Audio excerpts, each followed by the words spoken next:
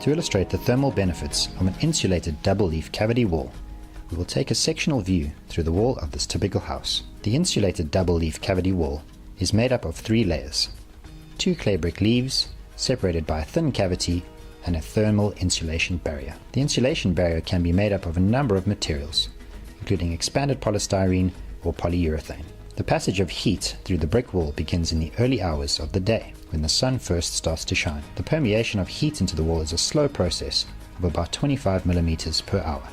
It takes several hours for the sun's heat to fully penetrate the outer leaf of bricks, and only begins to reach the inner leaf by midday. The insulation barrier then limits the total heat transfer to the inner leaf.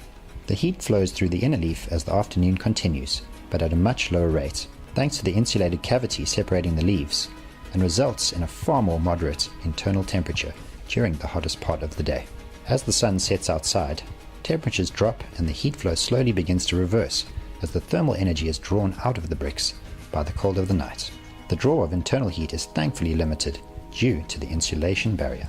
By the early hours of the morning, outside temperatures reach their lowest and all the heat is completely drained from the outer leaf of bricks. However, the inner leaf, thanks to the insulation barrier, retains its stored heat, achieving a far more moderate internal temperature during the coldest part of the night. The insulation barrier moderates this internal heat loss. Let's run through that again. On a typical day where the outside surface temperature drops to about 10 degrees early in the morning, might reach as high as 30 degrees by midday or early afternoon, while in normal uninsulated systems, the interior surface temperature will drop as low as 16 degrees.